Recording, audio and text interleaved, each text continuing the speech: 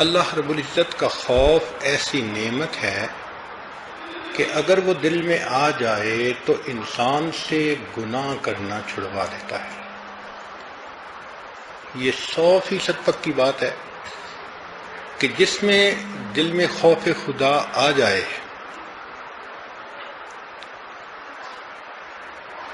وہ سمجھ لے کہ اللہ رب العزت کا عذاب کتنا بڑا۔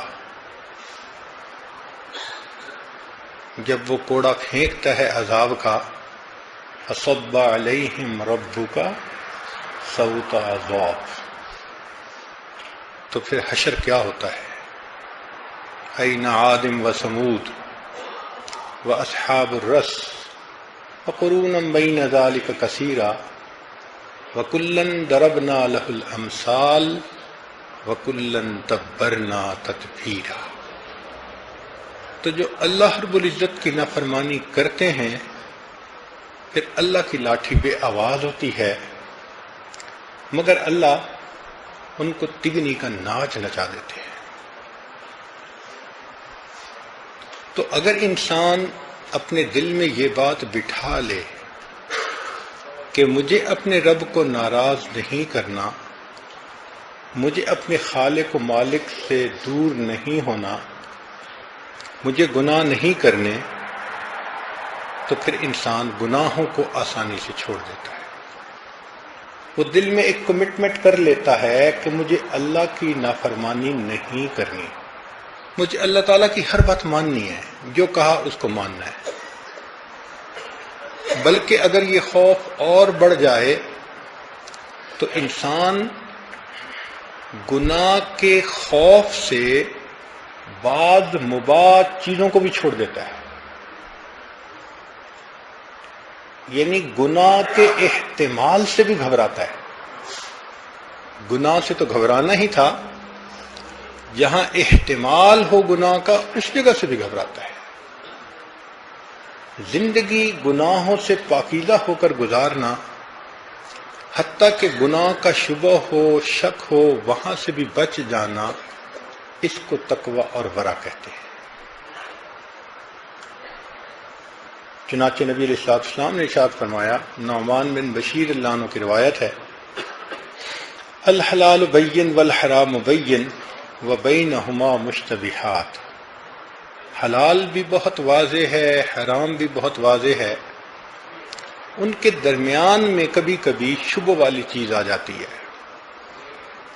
تو جو بندہ محتاط ہوگا وہ شبہ والی چیز کو بھی چھوڑ دے گا، اور جو شبہ والی چیز کو کرنے کا عادی ہوگا تو وہ حرام کا بھی مرتکب ہو جائے گا۔ اس لیے احتیاط اسی میں کہ انسان شبہوں سے بھی بچے۔ ہمارے سلسلہ عالیہ نقشبندیہ کے سرخیل امام سیدنا صدیق اکبر رضی اللہ تعالیٰ عنہ فرماتے ہیں، کنا ندعو 70 بابا من الحلال مخافۃ ان نقع فی باب من الحرام، کہ ہم حرام میں پڑنے کی وجہ سے 70 حلال چیزوں کو بھی چھوڑ دیا کرتے تھے کہ کہیں حرام میں نہ پڑ جائیں۔ اتنی احتیاط برتتے تھے کہ حرام کے خوف سے ہم 70 حلال دروازوں کو بھی بند کر دیتے تھے۔ اتنی احتیاط تھی ان حضرات کے اندر۔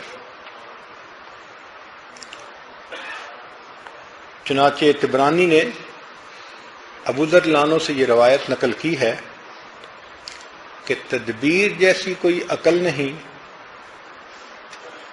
اچھے اخلاق سے بہتر کوئی حسب نسب نہیں، اور پرہیز سے بہتر کوئی ورع نہیں۔ تو انسان پرہیز کرے، بچے ہر اس چیز سے جس کے بارے میں دل میں شبہ ہو کہ یہ گناہ ہے۔ اور رب کریم نے یہ علامت کتنی آسان فرما دی کہ ہر بندہ عالم تو نہیں ہوتا، مفتی بھی نہیں ہوتا، اور مفتی ہر وقت پاس بھی نہیں ہوتے۔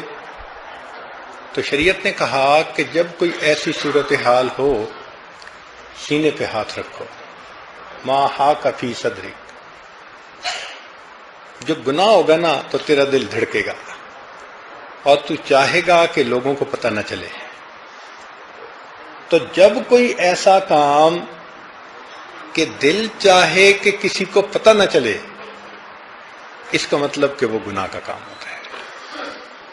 کیا دین فطرت ہے اور کتنی سمپل علامت بتا دی ہے. کیا مرد، کیا عورت، کیا عالم اور کیا جاہل، پہاڑ کی چوٹی پہ ہو یا زمین کی پستی پہ ہو، اس کو ایک لٹمس ٹیسٹ بتا دیا. بھئی تمہیں شریعت کا اتنا پتہ نہیں، کوئی بات نہیں، لیکن تم اپنے دل سے پوچھو. استفت قلبک ولو افتاک المفتیون، مفتیوں سے نہیں پوچھ سکتے، دل سے پوچھو. دل وہ گواہ ہے جو کبھی رشوت قبول نہیں کرتا، ہمیشہ سچی گواہی دیتا ہے. بندے کو آئینہ دکھا دیتا ہے کہ تم کتنے پانی میں ہو. تو اس لیے گناہوں سے انسان بچنے میں پوری ہمت صرف کرے. نبی علیہ الصلوۃ والسلام نے ارشاد فرمایا،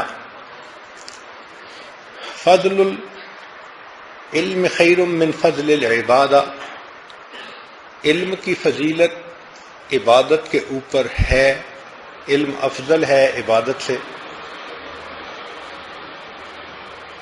اس کی وجہ کیا ہے کہ عبادت بندوں کی صفت ہے اور علم اللہ کی صفت ہے، تو اللہ کی صفت کو بندوں کی صفات پر فضیلت حاصل ہے. مگر فرمایا وَمِلَاكُ دِينِكُمُ الْوَرَعُ، اور تمہارے دین کا سیمنٹ وہ ورع ہے. ملاک کہتے ہیں دو اینٹوں کو جوڑنے والی چیز، گارا سیمنٹ جو ملاتا ہے، کہ تمہارے دین کو جو مضبوط کرتی ہے چیز، اس کا نام تقوی اور ورع ہے. اب جس میں ورع نام کا نہ ہو، اس کا مطلب اس نے دیوار بنائی ہے بغیر اینٹوں کے، بغیر گارے اور بغیر سیمنٹ کے. کئی دفعہ ویسے بھی لوگ اینٹیں رکھ دیتے ہیں نا، اس دیوار کو بچہ بھی ہاتھ لگا دیتا ہے نا تو وہ دیوار نیچے آ گرتی. تو جس انسان کی زندگی میں تقوی نہیں، اس کے ایمان کی دیوار شیطان کے لیے گرانا کوئی مشکل کام نہیں ہوتا. وہ ذرا کان میں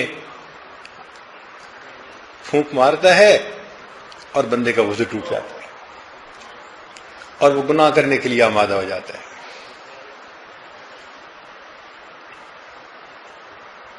سیدنا عمر رضی اللہ عنہ فرمایا کرتے تھے، الورع فی دین اللہ تستکمل طاعت اللہ، کہ دین میں ورع یہ ہے کہ اللہ کی اطاعت کامل طریقے سے کرو. موسیٰ علیہ السلام کی طرف اللہ رب العزت نے وحی نازل فرمائی کہ لم یتقرب الی المتقربون بمثل الورع والزہد، کہ میرے مقرب میرے قرب کو پا نہیں سکتے اس قدر جتنا کہ وہ ورع اور زہد کے ذریعے سے پا سکتے ہیں. تو زہد اپناؤ یعنی دنیا کی لذات سے منہ موڑو، اور ورع احتیاط کرو شریعت کے اوپر چلنے میں. سعید بن المسیب رحمۃ اللہ علیہ فرماتے ہیں کہ ورع تمام معاملات کی اصل ہے. خوشی میں شکر ادا کرنا یہ جنت لے جانے کی کنجی ہے.